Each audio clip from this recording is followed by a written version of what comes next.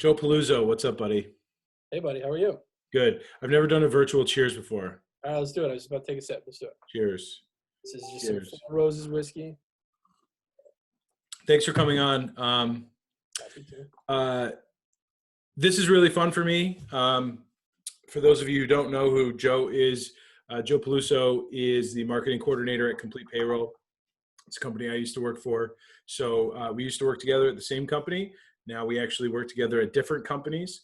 Yeah. So Joe and I know each other pretty well. We interact on a weekly basis, multiple times a week, almost daily, I would say. In my quest to just record these Zoom conversations with people and publish them, which I'm finger quoting, calling my podcast, I'm super excited to have somebody that I know really well and probably has a lot of cool things to say about this weird, interesting time that we're in, as well as other things that I hope we can get into. So, Joe, thanks so much for joining me. Oh, buddy, my pleasure, dude.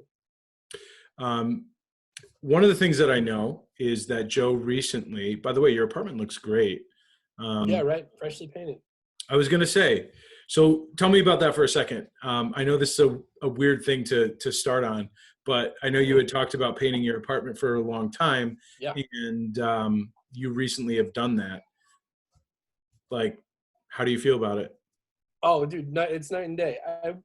I've been in this apartment. It'll be 3 years, July 1st, right?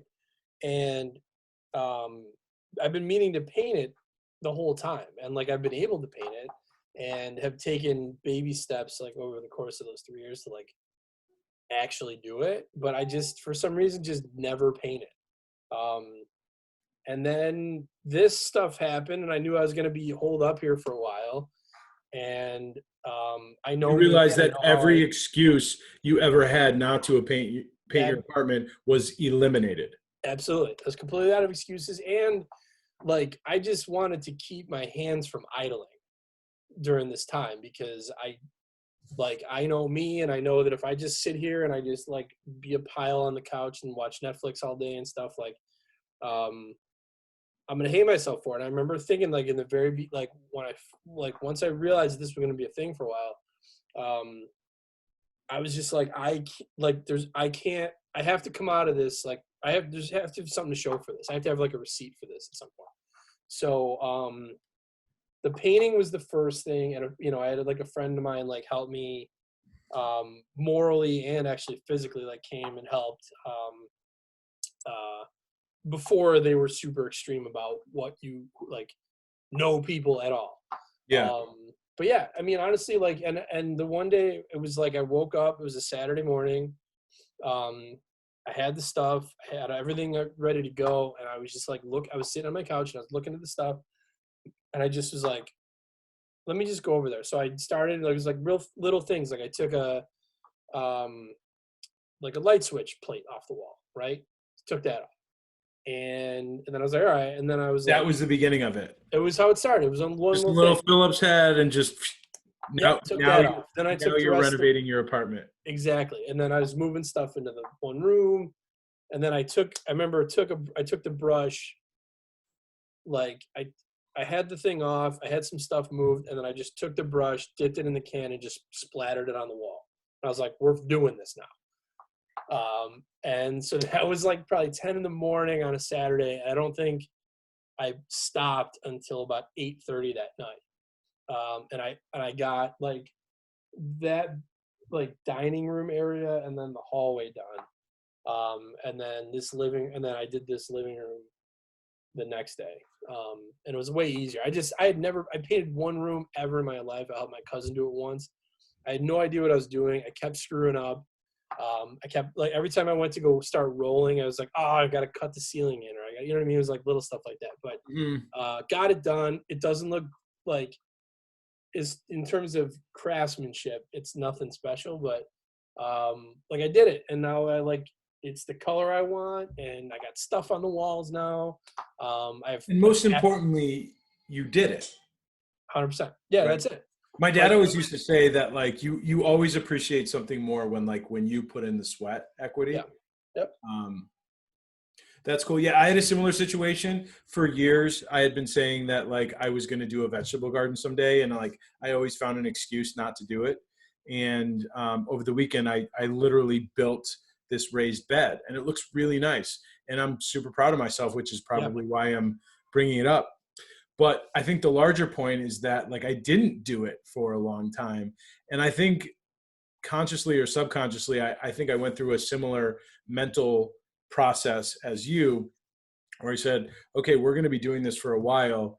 Am I going to like waste away during this time, or am I going to make something of it where when I look back, I'll be proud that maybe I didn't wring every single drop out of this Yeah. cloth in terms of the opportunity that this is giving me, but at least I took advantage of it to a reasonable degree. And it also, again, started the same way. I literally did it this past weekend. Okay. Yep. So the weekend before, I was doing some stuff around the house, around the yard, spring cleanup type stuff, right? And I was looking at this section right behind my house where I have always planned to put this vegetable garden. It's in terms of like maximizing sunlight, this place like right behind the back of my house is in the perfect position. In fact, my neighbor has a vegetable garden right in the similar spot on their house where it's like literally it's like pointing in the same exact direction, gets a ton of sun, right? And they've had this vegetable garden for a couple of years. And so I finished all of my weekend projects sometime Sunday mid-afternoon, and I said, I think the next best thing to do next weekend is to put in this vegetable garden. And I did nothing else at that time other than commit it to thought. Previously, I had in my head figured out, like, I know what I need to do to build a vegetable garden. You put in posts, right? I happen to put in some plywood, and then I reinforced it with 2x8s around the outside, so it kind of like looks nicer, and just a couple of other things. But it got to the point where I was like halfway through the week, and I was like Wednesday or Thursday, where I talked to my wife again, and I said, so like I said again, I think this weekend is when I should do it. There was a huge pile of brush there. It was the section where I knew one day would be the vegetable garden, but because I live in a city property and I don't have access to just like throw branches or excess dirt or whatever, like into the woods somewhere, I just kind of always dumped it there. So Saturday, all I did was clear all that property. I had to transplant some plants. I have a little campfire, so one of those like fire pits. So I burned some brush and moved stuff around and threw some other stuff out, and then just kind of cleared it. And then I had just enough time to go to Home Depot on Saturday evening. Did that, and then Sunday woke up and just built the whole thing. And now it just needs dirt and seeds, which is still a lot of work, but I'm planning on doing the dirt part again, at least this weekend. And again, it was all started with the previous weekend saying, I think it's time to do that. And then that Saturday being out in the yard that following Saturday and just starting to clear out the brush. And then once it was cleared, it was like, now I really have no excuse to do this. And that story took way longer than I thought, but I'm proud of it. And that's why I want to talk about it. And I think this is actually hitting at a larger theme here, because you and I are sitting in our respective homes in opposite ends of the city limits. I'm in South Buffalo. You're in North Buffalo. We're on a recorded Zoom chat right now doing a finger quotes podcast. And I'm going to share this because I want to put this content out there. And this is another thing that did not exist before this quarantine. It is another thing that in the back of my mind is something that I wanted to do for I don't know, to varying degrees for a little while, but I never had the time. I never had like, what am I going to make a podcast about? Do I even want to talk about what I do for work all the time? Quite frankly, I'm not sure how much I want to make it all about, what I do as in my career. But nonetheless, here I am doing something that didn't exist before.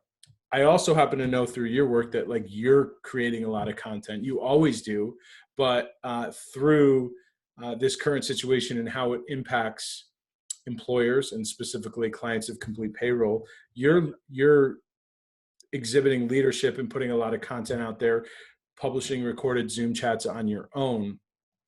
And it kind of just made me reflect on everything that we're going through. And, you know, people talk about it as a period of social isolation. They call it, you know, a pandemic, a current crisis. There's a lot of labels that are applied to the current situation we're going through. Recently, I've kind of had the realization that it seems to be, if nothing else, a period of creation or invention. Yeah. Maybe invention, but specifically creation. People are starting to do podcasts. People are painting their homes. People are starting vegetable gardens. Businesses are on the cut of a dime. Are shout out to LaShawn McCoy. At the drop of a dime, like shifting how they do business to enable delivery, remote orders, online access to their products and services or their knowledge and expertise. And I'm really energized by everything that's going on right now. Yeah. I will end this monologue by asking you, what do you think about my theory that we may look back on this period one day as a period of creation?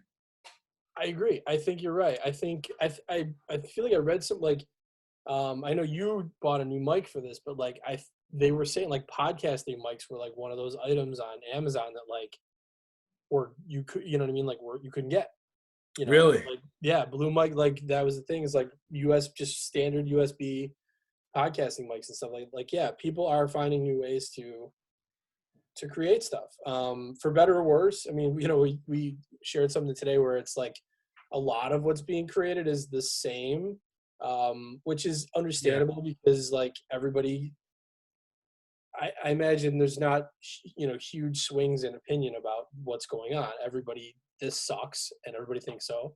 For Yeah. clarity, like there's this incredible video on YouTube Oh that yeah. somebody cobbled together where it was just like short clips of every single major brand's like COVID-19 inspired commercial. And it's all the same slow piano music and the same like pans of empty stadiums and streetscapes and just it's all the same tropes. And yeah, it's absolutely hilarious. It's so Whoever compiled that was a genius. it's so spot on. And then that other one too that copywriter did, I thought was really great. Where she was just like, "We're a brand," and like I don't know, it's great stuff. You should like if wherever this lives, you should link to it for sure. Yeah, I will. What did they just like write it as like the generic like here's your like COVID-19? Yes, we're a brand, and I don't know. I don't. I'm gonna butcher it if I try and do it, but it's great. Well, it's in that chat stream. I'll send it to you. Well, if your shirt isn't any indication, I think butcher is what you're supposed to do too. Oh, hilarious! Yeah. Yeah. But yeah, I do think. Yeah, I mean, people either to like. I think either to. Yeah, I think it's just people have time now. You know, that's always everyone's excuse for everything is there's no time, and now there is. Now everyone has all the time in the world to indulge this stuff, and it's you know, people are learning what like me and like other musician friends of mine have known for years, which is like um creating stuff is like the salve for everything, you know what I mean? Like it's an amazing way to release um anxiety and depression. It's a way to like make sense of things and, you know, express emotion and stuff. And so yeah, people are doing it all the time. Like it's, you know, whether it's podcasting or making music in different ways, people are doing like remote band practices and things. Just before I hopped on, I saw this, you know, I don't know if you remember a band called Goldfinger, like the ska band from the 90s. Yeah. Yeah. Did they have a song on the Tony Hawk video game I soundtrack? think so. But yeah, so yeah, Goldfinger, they had a pretty, Here in Their Bedroom was like a pretty big song, and like the Cool. drummer Darren he was a guy from Buffalo, so you'd see him around all the time. Um, but they just released, like, they've been releasing videos of like their songs, like just the four of them, like all recorded in different parts of the world and like edited together. There's a lot of bands doing that. Even bands from Buffalo are doing like um, collaborative things like that, where they're doing live streams and Patreon and stuff like that. So and then just like people are writing more or painting and collaging and doing all kinds of stuff, just to pass time, but also like to sort of indulge some creative itch that they either never had the time or the inclination really um, to do. And it's fantastic. I think it's awesome. I think it's great too. I did confirm that the Goldfinger song "Superman" was on the Tony Hawk's Pro There Skater you go. Yeah. soundtrack. It was one of the few video games that I played as a kid. I played very little. I spent a very little amount of time playing video games. My brother Yeah, got I was a never a big video game guy either. Yeah, my brother got a Nintendo 64. So when I was a kid, when I was young, like maybe 6, we had um we had a Super Nintendo, and I got really into Super Mario. Mhm. Um, I really only played that and one other game, and then years later, I didn't play video games for a while. Then my brother got like an N64, and I remember playing Tony Hawk Pro Skater on that, and maybe a couple of other games. I know GoldenEye was big on that, but I don't ever remember playing GoldenEye. GoldenEye was so much fun. Yeah, I know. Like I remember like being at like sleepovers in middle school and stuff, and everybody was like, tag team, 4-player GoldenEye was a big deal. Oh yeah, it was the greatest. Um, so yeah, like I'm glad to hear you say that, and I think your perspective on that, especially in terms of um, creating things, making things as a Yeah. way to express yourself, relieve stress, tension, just find enjoyment. Yeah. Really resonates with me because one of the things that I'm realizing as I get older and older is like one of the things I enjoy most is just making stuff. And it could Yeah. be for me only, it could be just for my family, it could be for public consumption like this. But I love making stuff. I love making food. I love making my vegetable garden. I love building things around, like I build a fence or whatever, or a gate. I like making content. I like working with my clients to make things like web pages and all sorts of communication. I like making stuff. It is therapeutic. It is fun, and so I really resonate with your assessment on the current situation and why maybe this period of creativity is a really great thing. You did mention music, and I know that you're in a band. I also know that your band is called the Soul Butchers, which is why I know that you're wearing your own band's T-shirt Yeah. Nothing wrong with it. right now. No, absolutely not. Are you kidding me? I don't have a band. I was never a musician. I was on sports teams, and I wore my own, like, I was on the swim team in college. So sometimes I rep my own team, even though it's been however many years. So there's absolutely no shame in that. Um, how, tell me about what it's like. So clearly you're somebody who's familiar with making stuff, creating stuff. Yep. Um, what drew you to become a musician, and why do you still pursue it so passionately today? Yeah. I I'm trying to think. Like, I think it was always, like, music was always like around when I was a kid. My mom loved music. Always had music playing. Um, my dad as well. I'm trying to think. I got started playing music in, like, I think it was fourth grade, and it was like, The it was one of recorder? those things where like, what was that? The recorder in fourth grade? No, that was third grade. But Okay, 3 we blind did do mice? that. So that was actually, yeah, I guess that was technically the first instrument that I played. But fourth grade was like the grade where you could um rent, like you could be in like orchestra or band or something like that, and you could rent an instrument and take lessons and all that. So I just, for some reason, I just like thought I had to do that. Um, So, and I had friends who like all played like trumpet and saxophone and stuff like that. And I thought that was really cool. Um, but I have asthma, and my mom thought that was gonna be um, like she didn't want me to play an instrument where I had to breathe like that. She thought it would be bad for me, right? So I was like, all right, well, what can I do? And she's like, well, your cousin Charlie played cello, and I was like, all right. So I didn't play cello. I played violin for a year when I was in fourth grade, and I got pretty good at it. Like it was whatever, but like halfway through the year, I remember it's one of those. It's weird I remember this stuff, but like I remember walking through as Allendale Elementary, and I'm walking down the hall, and my buddy Kyle is walking the opposite way, and he's pushing this cart, and it's got like timpani and snare drums and cymbals and all kinds of stuff on it. And I was just like, "What is this?" And he's just like, "Yeah, I'm coming from band." And I was like, you play drums?" And he's like, "Yeah." And I was like, "You could do that? I didn't think it was even an option." So yeah, I remember like probably that day I was just like, I went home and I was like, all right, I'm not playing violin anymore. Like I have to re-up soon, like to rent it. And I was like, I'm playing drums. Like that's it. I want to play drums. Um, so that was it. That was fifth grade. So I was probably 9 or 10 years old. And then from there it was just that. That's all. I mean, like I always played. And then I started. I didn't really start playing in bands until I started playing drum, like on a drum kit in probably sixth grade. And then, God, like I started playing in bands when I was in high school. And it was just because like there was a band in my high school. Like I remember my buddy was friends with them. Like jazz band or No, something? they were like a band. Like they were, it Oh, was cool. these four dudes. They were called Joshua Judges Ruth. They were named after like these like three consecutive books of the Bible or something like that. But they were all seniors.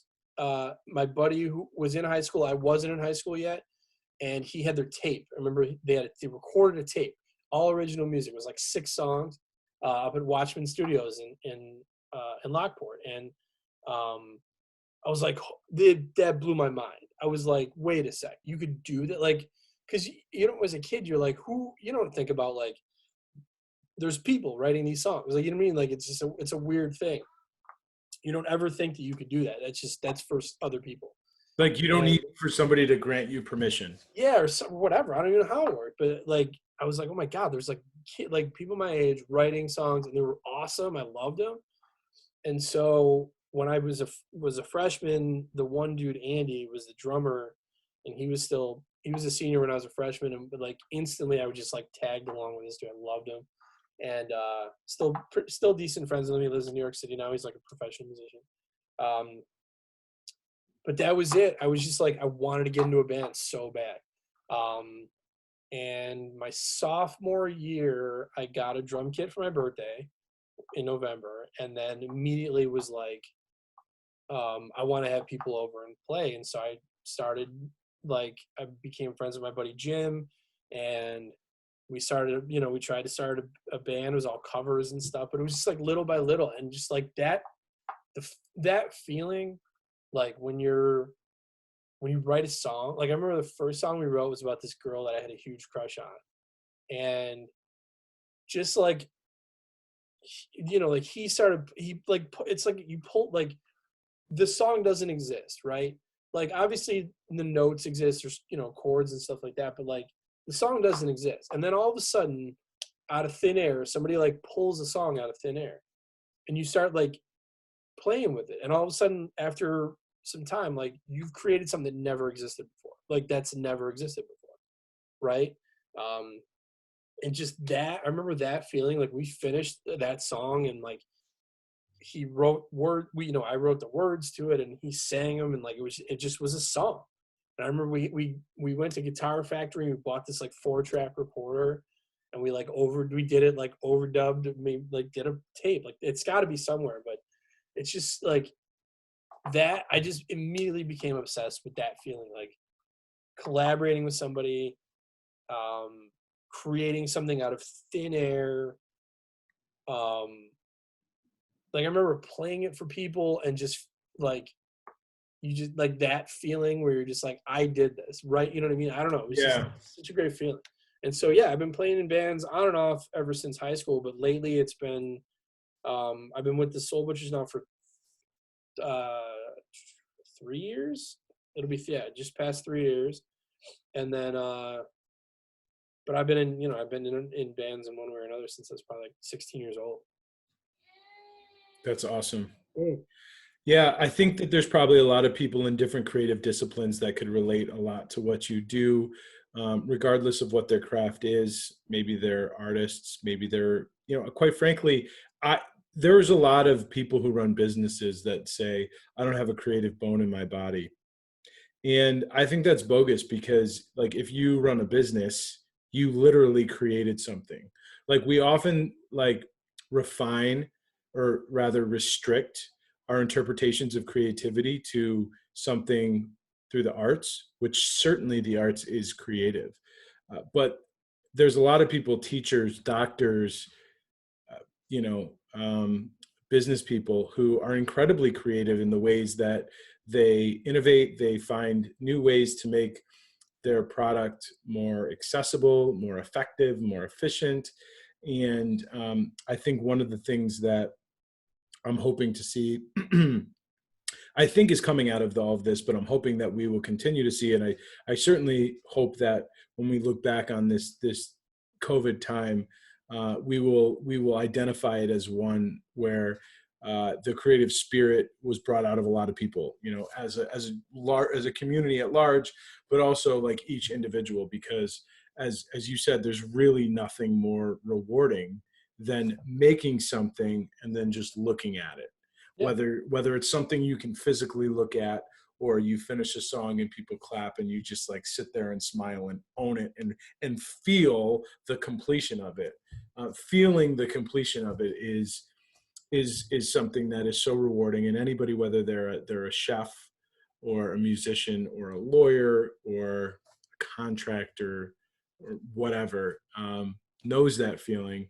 And I think this is a unique time because, again, we're left with more time and more self-reflection and literally more opportunity to do that.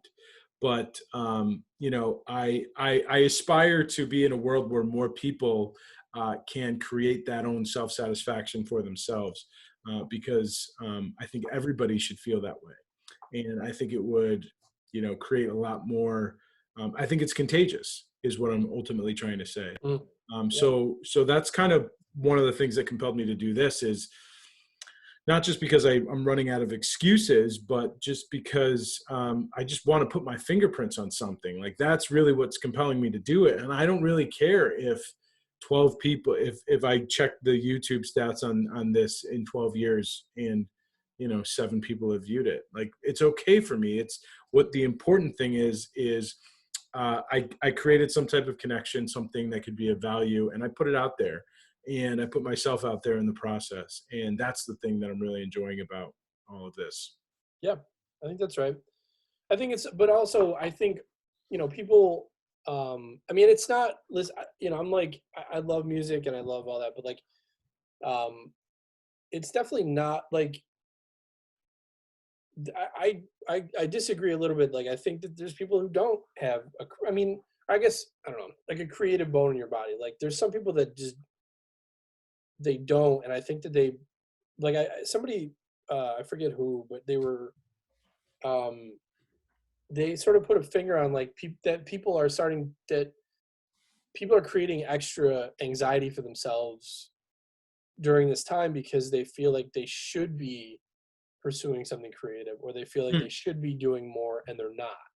And um I think there's that too. I think like it's not like, um being creative can put some pressure on you, That's you true. know, Yeah, I but guess never. it's like, if it's whatever. I think to amend what you're saying in terms of being creative, I think, hopefully this time is inspiring people to, um if I can be like granola about it, but like reconnect with themselves and find out what it is, whether it's something creative or whatever, just whatever it is that they love to do, or that like makes them feel better, and they pursue that fully.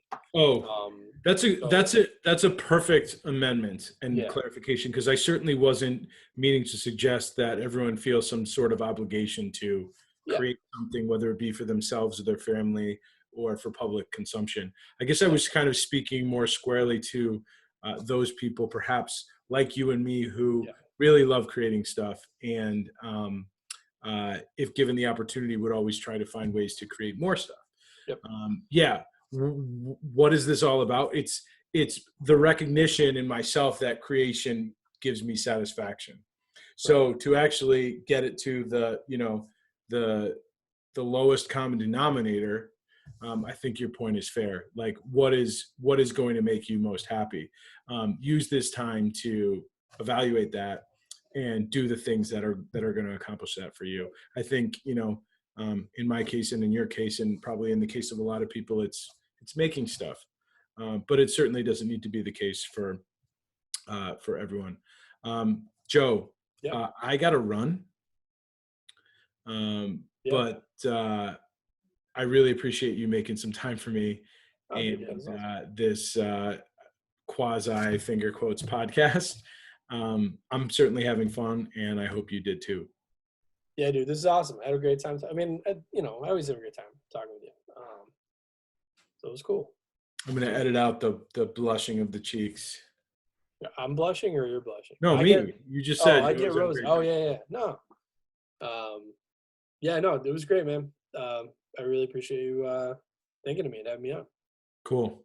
Enjoy the rest of your bourbon. Enjoy your beautifully painted apartment, and Thanks. I'll catch up with you soon. All right, buddy. Take care. All right, bye.